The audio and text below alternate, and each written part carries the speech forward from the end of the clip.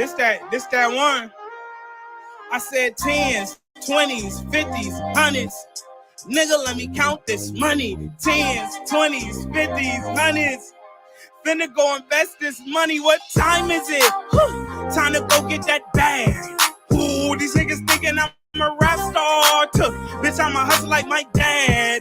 Oh shit, I need stock, cheese, checks, gold. Made $250,000 and my neck ain't froze. Seen a bigger picture and I hit my pose. Made it off ye facts. Whoa, y'all niggas all got the game fucked up. Wonder how you sleep with your name fucked up. MC with a hammer, boy, you can't touch us. Ha! Fuck you at the top. I don't see nothing when I drop. Quarantine got the city on lock. Ooh, rap, sing, I even make pop, write books, and I even sell stock. Bitch, I need 10s, 20s, 50s, 100s.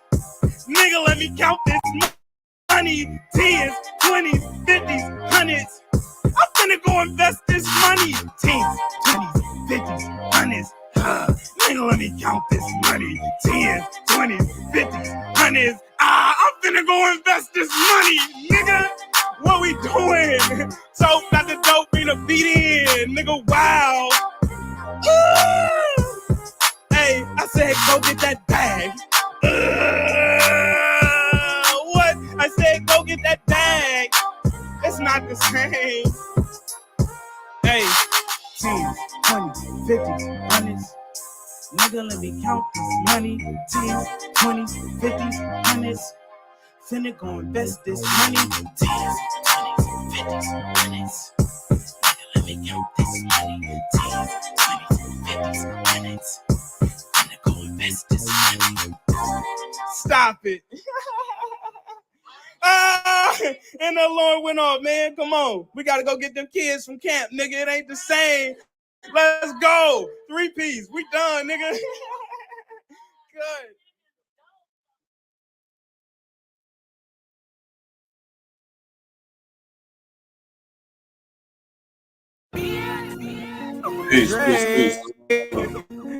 Peace.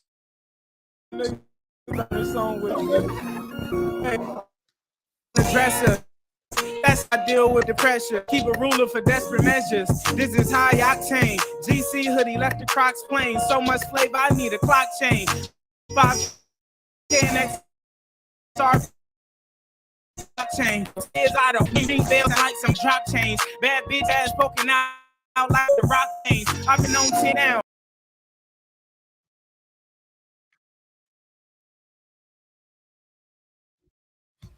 Boom. Peace. What's going on? So, Prince is co-hosting with me tonight. So, yeah, say hi to Bear, everybody. Yeah. Full dad duty right now. So, all right, I'm grabbing these documents for y'all. So, there are some codes that I posted on my Facebook. This is going to be very short and simplistic and to the point, and so you all can go back. I'll get it, baby. I'll get it. Because you about to be everywhere here. There you go. All right. So,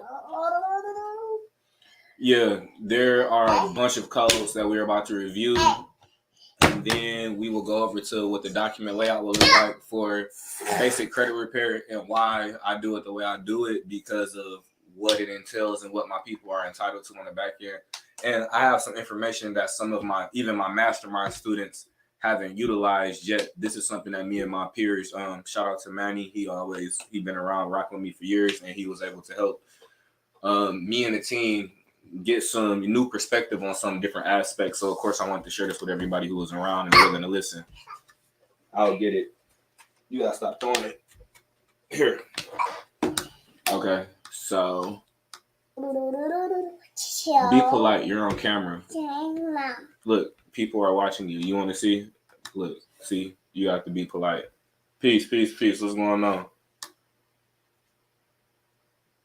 No, because my website, my website is not Atom Works anymore. We did rebranding. It's Atom Cybertech. So And the majority of in my main website, let me add the banner. Fam. My bad. I be forgetting. I be doing so much that everybody don't know. All right, so this is one of my main websites right now. This Atum Cybertech, Growing Farms, and all of the other faceless brands that we have established. So if you look at the information on the bottom, that's the active website where we have the majority of the information that we're doing as far as the mastermind, what we're talking about tonight, and even the business development, and even, you know, like the status correction stuff. So yeah, fam, my bees. I know I've been moving around, making adjustments and stuff. Peace. All right. So, you gonna help me today? Okay. So right now. One down. Right now. My little echo. Where I go? I'm about to share this document for y'all. Dang, you can't yell like that. It's a microphone. Yeah, you can't yell like that. All right. So this document right here, hopefully everybody can see this. It is color coordinated for, you know, it makes it easier for people to view and break apart the different sections. So FDCPA, this is under, it's no one's birthday, baby. This is under Title 15 right here. So just understanding what this means, how we utilize it, and then where we implement it, and also what you can get from utilizing this. So all of these charges that you see right here, if you find any of these violations, these are $1,000 per violation. So this is a lot of money that you all have laying on the floor that you don't know how to access right now. And with a lot of you all not getting back what you thought you was going to get back on taxes, you know, every dollar counts. You know, you can do like 6, 7, you can find 6, 7 bad things on your credit, and that could equate out to what some of you all is getting in tax returns. You feel me? So let's run through this real quick. My touch screen tripping. My quiet. Inside voice, baby. Inside voice, baby. Okay. So right here, a consumer has a right to privacy. Yeah, tell them privacy. You do not have to allow people to report your information. You have the ability in order to decide what it is that you want to be put onto your credit, and I'll show you the other code. So under Title 15, you can look these up. Title 15, 1692A, B2, BD. So these is all public information. You just need to learn how to utilize it. The second one states that consumer owes any debt if the debt has been reported. This is a violation. So how many of you all have debt that has been reported? So that's $1,000 right there. And I'm gonna show you how you start getting your $1,000. All right, debt collection may not engage into any conduct, no registration which harass, oppress, or abuse any person in collection with collections of debt. Oppressing a right would not be conduct not allowed from 1692D. All right. Threats of violations are criminal means to harm reputation or property of any person. So if this stuff has affected your work, has prevented you from being able to get employment, prevented you from being able to get into an apartment or a house based on things reported on your credit, you can use that one. That's another $1,000, right? So it's just being able to identify the violations and how they apply to you. This is the reason why templates do not work for everyone, because all of you all are not in the same situations. So what's next? There, do not raise the desk, please. No. It's going up. I feel it. Stop. You're gonna make me unplug it. Any use of any false, deceptive, or misleading representation means connection with collection of any debt. So it's a couple situations and people that I know who actually are going through these. So these are very simple in order to get out of. False character, amount, or legal status of any debt. So if they're technically, if somebody's saying you owe them and the balance is it negative, technically that's a false character amount because that is false reporting. So that is one that a lot of people can also use. So that's another $1,000 just laying on the floor. You cannot be a debt collector and the attorney at the same time. How many of you all are being reached out to by law firms who are trying to collect debt on another creditor's behalf? I know in the past some have reached out to me, and even some of my business partners, some of my clients. I'm usually dealing with an attorney who is operating in a debt collection aspect, and it says right there that's illegal, another violation. So just like keeping it simple and plain so that we can get to the money, because I'm pretty sure I can show y'all how to run up a bag off of your credit bigger than some of y'all tax returns. Come on, Prince. Come on, bro. You can't be doing that. Okay, I'll let you click the next one. All right. Okay. You see this button right here? Huh? Okay, this one. No. This one.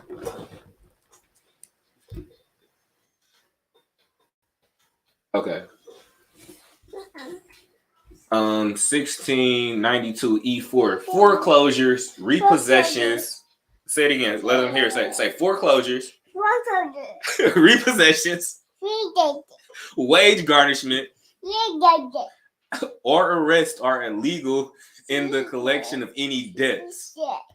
So, how many of you have had a foreclosure happen? Repossessions, wage garnishment, or arrest are all illegal in the collection of any debts. So, a lot of you all have had illegal things happen to you all, and there's money attached to it. Even outside of, the court situations, just simple, easy grabs. Send out a letter, get a check back, fam. This is all I'm talking about today. And I'm not charging nobody for nothing. Y'all getting all this stuff for free. These codes are posted on my Facebook page. These are all on my Facebook page, okay? So if you look at my most recent post, I listed all of these codes. So if you all need to grab any of these and enroll them into any of your documentation, feel free. That's the reason why I posted it. So Fair Credit Reporting Act, also $1,000 per violation when we get to the green. Under Title 15 USCS, consumer right to privacy, which we spoke about. Credit reporting agencies must follow reasonable procedures, must be fair and equitable to the consumer. So you are always entitled to equity as a consumer. For those of you who do not know what that is, that means being treated just and fairly. Children. Okay. Consumer reporting agencies example are Experian, TransUnion, Equifax. However, they are over 300 different agencies who collect house, and then also understand these are sub agencies versus the top agencies, which these all report to, like the LexisNexis and stuff. So understanding what it means to lock out your credit profile, blocking your social security number. You don't give anyone access in order to acknowledge anything that you haven't given them the ability to see. And that is your right as a consumer, which I'll show you in law. I'm gonna go over the letter too. We're not gonna be here long now. The consumer must be given a chance to direct the information, whether they want the information about the transaction they had to be reported or not. Account name and number not being reported and is a violation of U.S. Code 1681A2A3. So right there, you have the ability to direct the type of information that you want to be reported on your behalf. You and only you, but because you have been being ignorant of this, you have allowed the original creditor to report the credit on your behalf instead of you being the consumer. So understand what's going on. It's just because the reporting does not have to actually happen unless you want it to. Identity theft, that's the utilization of, like your identity without your permission. And I just expressed that people are utilizing your identity in aspects in which you haven't approved. And per the law, that can also be considered identity theft because you never tell nobody they can report your name in these aspects in the public. And you have the legal right to protect your privacy, as I explained in code. So right now, we've came at least across like a good $7,000 worth of violations, and we're not even through the whole thing. I haven't even got to the good part, like the open-ended credit card stuff. So, you gonna pay attention? Huh? You gonna pay attention? Yeah. Okay. This is a good one. I didn't know this one until I read this the other day. All right, you gonna read this one with me? That's a good one because you don't got one of these. Yeah, this one right here. If a transaction was authorized by your social security card, say social security card, the real credit card defined under Truth in Lending Act, TILA, this transaction must be excluded from your consumer report. How many of you people have things on your credit that you got through you having to give up your social security number? That's possibly every single one of you all and everything on your credit. So that clearly means that it all needs to be removed. So you have the ability to decide what you want removed and what you want to stay. Yeah, so that's a very important one. Tell what number is that, Bear? 15? 15. That is 15. US code. 16. 81. Good job, baby. You go, Daddy. Okay. This is the code to remove unauthorized inquiries. All CRAs. Inside voice, baby. All CRAs must work together and be joined. So you know how sometimes you may have something reporting on Experian that may not be reporting on TransUnion, and per that code right there, they're all supposed to report the same thing. Yes. So must maintain maximum possible accuracy. We only got a little bit more people. I'm gonna let y'all enjoy y'all night. Right there, failed demand to comply or failure to comply. So that's what you send out on your second letter, if you even have to get to a second letter, because then that's another $1,000 charge on top of the original charges. You said that's a lot of money? Yeah. You think that's a lot of money? Your money. Yeah. Willful failure to comply and requirement under, and that's the one right there. Fair Credit Reporting Act is damages up to $1,000 per charge. So I'm not making it up. You all can see it. You all can look up the codes. This is the reason why I'm showing you all on video. After a dispute, the information cannot be furnished if the information is in fact inaccurate. So once you have proven the inaccuracy, then you proceed forward with your default. This is the reason why. No, get out the mic, bro. This is the reason why. I know. This is the reason why we do letters instead of online disputes, because we have a paper trail of, the records of the things that have been reported inadequately. So we then proceed. Stop moving so much. We then proceed with sending out the letter, and then the moment that they receive the letter, we then can follow up with a phone call. But we have a paper trail of what has happened. So instead of me doing an online dispute and it's just going and I have no record of it, I've now created a paper trail in order for me to get the fees that are associated with all of these violations. So that is very important. This is the reason why we do the documentation. So TILA, Truth in Lending Act. Shout out to Manny. He did this one part right here for me. So each violation of TILA is a double finance charge when it comes to consumer credit transactions. So that means it goes from $1,000 to $2,000, right? And each violation double the finance charge. And least case violation is $2,000. If there is no security interest, it's $50,000 per violation or higher, depending on the pattern of failures, aka RICO charges. So if the individual who's requesting the debt does not hold the rights for the debt, that means they're lacking the security interest. You have just found them in a form of fraud, which then falls under RICO charges. This gets serious. Like, people can really go to jail for this credit stuff. I didn't realize it till I really sat down and read all the stuff. I've been busy. Like, people been smacking up my cars. I'm in accidents and stuff. So yeah, I just read this stuff. I've been busy. And it opened up my eyes a lot. Baby, that's a crystal. That's not a toy. Yeah, crystal. Okay, right here. This is the Graham-Leach-Bailey Act. This is the privacy, non-public personal information, and protection against authorized access or use. This is all about you being able to protect your personal privacy. For those of you who want to live in a private capacity and be able to control and manage your credit, these things are very, very, very important. Because nobody, if you are the controller of your estate, the straw and everything, why are other people reporting the straw's credit outside of you? Because remember when I showed you all how to build credit lines with the UCC1 from business to business, these are ways how you report credit. That way that you can make sure that everything that you need is in the way that you want it to be presented. Here.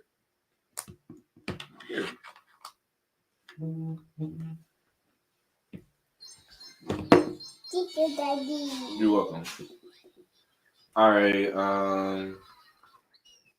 Property non-public person. Now we're in the yellow. This is just a list of codes. Title 18 codes. We run through some of these real quick. Restriction of trade. Securities fraud. So for those of you who are not aware, and once again, shout out to my partners. We have went through a little deep dive, and we were creating our mortgage documents because we have documents for auto rescissions in order to get in. Sheen, I haven't forgot about you. You know, I'm just on daddy duty. I'm gonna send you your email once I get done with this. So we got the auto rescission documents in order to help people get out of their auto loan, get their down payment back, also get all of the money that they put into the vehicle, and get the title free and cleared because it all was done through fraud. And then we also have the mortgage document. Shout out to the other sisters on the team, you know, like Lisa, Yana, and stuff. They've been able to assist me and Manny in some document generation and even just solidifying the process that we have everything in place in order to ensure that the securitized interests are there, that the claims are made, the IRS is informed, the affidavits have been sent out, and even that the court cases can be paid for so that the fees can be waived. But all of this revolves around the basis of fraud. That's why I just went to that tangent, because there's mail fraud, wire fraud, and securities fraud. Mail fraud, anything fraudulent that's transporting through the United States Post Office, considered mail fraud. Wire fraud, anything going across a cell phone, computer screen, any digital communications, any of that stuff considered to be wire fraud. I used to think it was about financial transactions. And then we have securities fraud. Financial transactions falls underneath that one, banking fraud, all of that stuff. So when you generate a promissory note for a vehicle or for a house or for student loans, and then they take this note and then they deposit it into whether it be the DTCC, and they register with the SDC in order for it to be brokered or monetized off of, and then they turn around, pay attention to what I'm saying, and then they turn around and offer you a loan based on their credit. But there's federal laws that say banks cannot extend their credit. Financial institutions cannot extend their credit. So whose credit are they giving you? So even within the premise of just that one switch up right there through the documentation, I'm going to go deposit this instrument and then I'm going to make you pay me for something that you actually paid for in the initial aspect. And understanding how it happened is so important, because this is how you are able to prove the fraud, right? So understanding that these fraudulent transactions took place, being able to identify all of the codes for this specific fraud and the parties who are involved in it, it puts you in a position where nobody's going to argue with you, and you're going to be entitled to your original down payment, all of the money you put into it, and a free and clear deed, title, lien, anything that you've invested in, because of the law of rescission. So I'm not making it up. We just read a lot. All debts, obligation, U.S. corporations. So, right, all debt, obligations of the U.S. and its corporations. Sentence of cost of each fine, falsified documents. I mess with that, baby. Color of law, racketeering. Let's get about these. So this is the interesting part. I believe this is the last section right here. So I'm just gonna leave this on here so y'all can see this part. Under, what is this? CFR 433. Open-end credit arising from a consumer credit transaction pursuant to 12 CFR 102. Account means open-end credit. Your account number is the reference or instrument associated with that open-end credit. Affidavit of notice. It is fact-defined, is aware, and has proof and exhibit. You put the exhibit number of my consumer credit contract in accordance with 16 CF. You see the code 16 CFR. Go read it. 16 CFR 433. which is any instrument which shows evidence of indebtedness, which is again shown in exhibit, whatever number, from the finance sale or purchase of money loan or cash advance, which the affiant has reason to believe and do so believe that the finance institution received from the U.S. Treasury, its successor or assigner, because of the term open-end credit refers to an account which the consumer credit was extended pursuant to 12 CFR 102. Account is open-end credit. My account number is boom, boom, boom, and this is evidence of fact. So once you provide evidence that you have an open-end credit card, they will then reflect that you have an open-end credit card on your account. So hopefully this stuff has been, like super beneficial for you all. And hopefully somebody was able to pick up some gems off of this. So let's see what the second one says.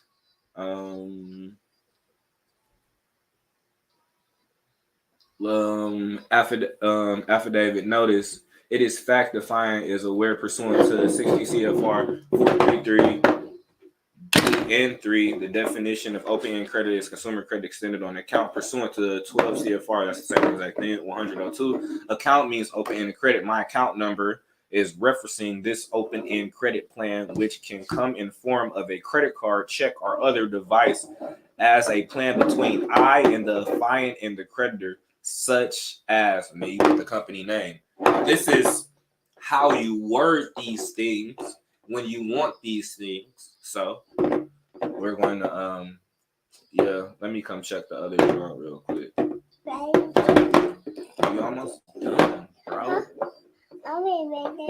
All right. Woo, baby, you almost hit me in the face. Okay, I'm just not getting. Only if you promise not to throw it. Okay, I'm reading y'all questions now. I'm like super multitasking right now, as you can see. Do police use your address for data collection? Actually, the police use your address to know where to come get your ass if you don't come to court. So yes, that's a form of data collection. Yes. So I recommend you that you always manage and control the way that you allow people to identify with you. You feel me? Or be able to address you. What kind of fraud is property tax? I feel like property tax more than likely will fall because property tax doesn't fall under mail fraud. It doesn't fall under wire fraud, like in the general sense. So it naturally will have to fall under securities fraud because it's a form of, transaction that's occurring. This is loud, bro. Here, just hold it. Just hold it. Hold it.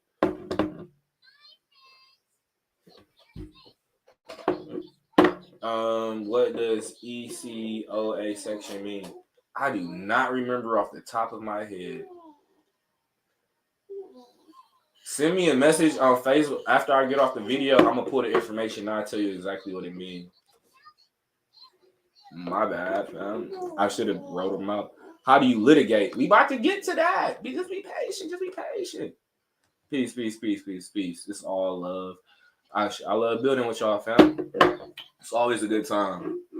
So, all right, let's get to the other document. Y'all ready? How long we been here? 30 minutes already. All right. Right here.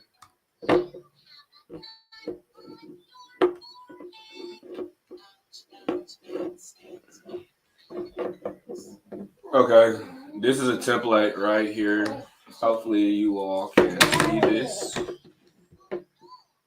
All right, pursuant to Title 15 USC Code, Title 15, Chapter 41, Subchapter 3.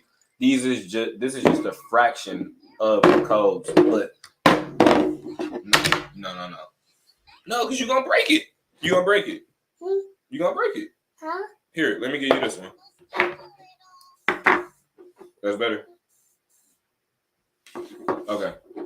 So right here, please don't scratch at the table, bro. These codes, the codes that's pursuant to, you can change those out to what it is that you would like.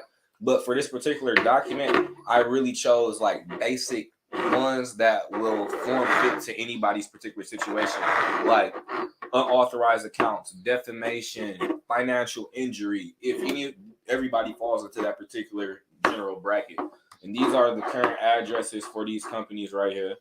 So then we scroll, consumer name, address. This is how you set up for litigation. Bro, here. All right.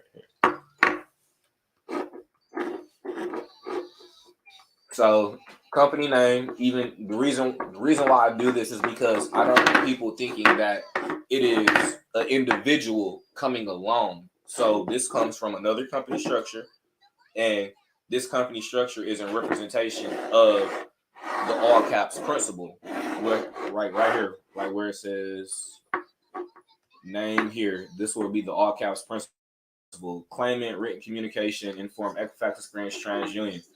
And that all caps name here. So if there's anyone else that will be informed, let's say if this was for garnishment or any cases, any form of debt, or some form of law attorney office reaching out to you right after you inform TransUnion, Experian, Equifax, or LexisNexis, whoever else you want to add in, you would then add their name in right here. And also, when you're putting it in the two, you also would add their information up here along with their address.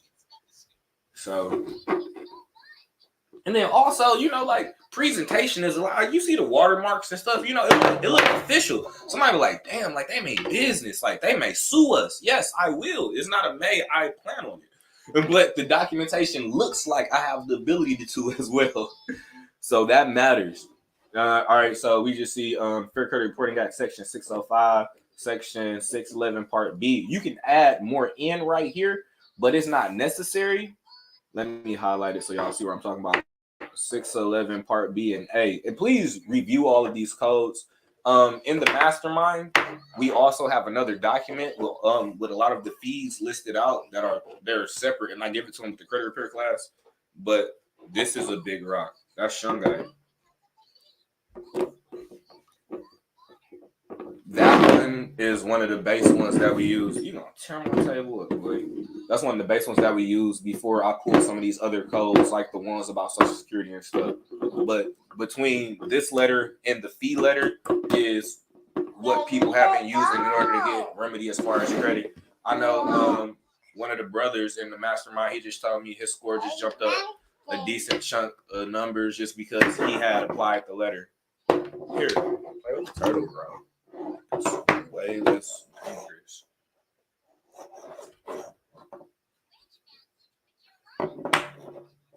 Fair Credit reporting the creditors, take notice. So AU says right there at the bottom, we identify that we will be charging them the minimum of $1,000 per fine underneath the Fair Credit Reporting Act. So we're letting you know the way we're coming, what we're coming, and the violations in which we are utilizing. So if there are any unauthorized accounts, you put them right here. Fee schedule.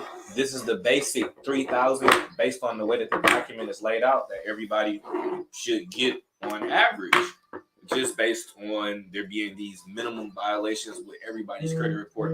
So if you find anything else outside of this, that's an extra $1,000 on top of that. So instead of your penal sum being $3,000, it would be $4,000, $5,000, $6,000. But off minimum, utilizing this type of system, you should be hitting these people for a minimum of 3 racks if you're going to copy this process. And I'm willing to allow people to do it, no issue. That's the reason why I just shared it publicly across all my platforms. And usually when we run classes like this stuff stays privately within the mastermind. But with what's going on right now, with people not being able to get the tax money that they want, and people going through quantitative tightening and just the real estate market being what it is, it's best that people get themselves in a position to get funded. And how else are you supposed to do that if you don't have, at least the business model, the credit to be a PG? And of course, we notarize everything that way that they really take it serious because it's been verified within the system from which they're able to be contracted and protected. So that's pretty much it. Let's go over questions real quick before we get up out of here. What you want to know? Peace. What's going on, Pitch? Presentation of status. What you want to know about status, Josh? Be specific real quick, bro. Because I'm about to start winding down. I just wanted to be able to show them. And then if any of y'all who are not in the mastermind, if any of y'all need that template, just reach out to me. And, you know, I'm not, like, I really don't charge for stuff. But if you want to donate, like, whatever is in your heart, it will be appreciated. But that's the reason why I made it public, so y'all can see the information. You can recreate it.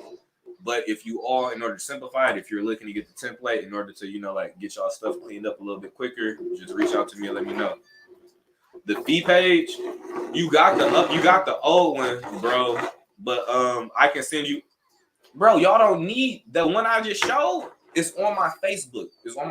Y'all can copy and paste that old one. I posted it yesterday. Oh, you mean as far as, yeah, like that's what this upcoming weekend, we're actually starting the status correction courses. And when I was just in Georgia over the weekend, I had just went and did an update on some of my family documents and things like that. Because I don't, and Josh is right, when your status reflects a certain way, when it comes to that credit and you can prove it, they'll do it. Like, you really should have all open-end credit cards. And whoa, what are you doing? You're touching stuff. Yeah, you really should have open-end credit cards, and you should be able to, because banks, look it up, banks cannot extend their own credit. And shout out to Kiana, because she always said, she was like, you should be able to walk into the bank and get whatever it is that we want. You can, when your stuff's in order, and you can present that your stuff is in order. Because in all honesty, I don't recall ever being denied for anything that I that I applied for. And I really haven't, but also I usually keep a decent credit score. But even still, if it's in representation of my estate or my business, I've never been denied anything. I have estate EIN numbers that are on file with the federal government, and they acknowledge that this is an estate that I'm operating as a beneficiary on behalf of. And if there's anything in reflection of this business, because they have assumed all debts and it's documented, as long as I inform them that I need it corrected, they correct it because of everything that I have in place. So just real quick, I just seen somebody talking about it. For me personally, it may be different for Joe, Bob, or whoever. I don't know what people doing out here. I know what I've been able to do in the last couple of years, in 10 years plus. Here, take it, baby. Don't start crying. Take it. So for me, one of the biggest things that I realized that people are lacking, and I don't care who you are, I don't care if you are Noble Drew Ali grandson, most people don't have genealogy in place. So without the lack of genealogy, it then creates an identity crisis, and you're able to, be a part of anybody's situation, and it doesn't really solidify your family situation, your family story. So how are you going to completely correct your status, your situation, when you don't fully know what your situation is? So that's like the first step for us. We start helping people get their genealogy in order. And then after genealogy, we then go into the trust documentation, learning how to express the trust verbally, or having your trust documented. And then we get into your public documents that you file into the court. Yes, here you go, the turtle, baby. The public documents that you file into the court. And then the way that I'm not even supposed to say some of this, but the way that the way your UCC look, and then how we do our other court process as far as correcting names, making sure that everything is reflected in the probate properly, and then also making sure that we can correct any identification that you have out here, any previous contracts, whether it be social security cards, driver's license, making sure all of that stuff is up to date and adequate. And then you can turn around and then apply for your passport and have it reflect the way that you desire. Because that's my 7-step process. And don't know not one person who ain't been able to do what it is they want to do, whether it was a form of accounting, discharging, special deposits, anything who that took them steps. The people who I know who get locked up usually skip those steps. And like even when we talk about the auto rescissions and the mortgages and stuff, all of that falls underneath the aspect of managing credit, dealing in suretyship, and accounting. So if those are things that people are trying to, reach out to me, reach out to Manny, reach out to anybody who's seeing me, like circulate it on social media, because I'm not a selfish individual. This not my bread and butter. I make money doing so much other stuff. So I'm willing to, share the wealth, because hell, there's so much money in the cannabis industry. Nobody got to be selfish. It's so much information out here. A lot of things that people are circulating isn't their information. The documents and stuff I show y'all, that's typed up by me. These aren't nobody templates. So I'm giving y'all the clearance in order to utilize that stuff. And if it's beneficial for you, hopefully you can share it with somebody else and help another. But can you? Yes, man. All right. You gonna say bye to the people? You gonna say bye to the people? We about to go.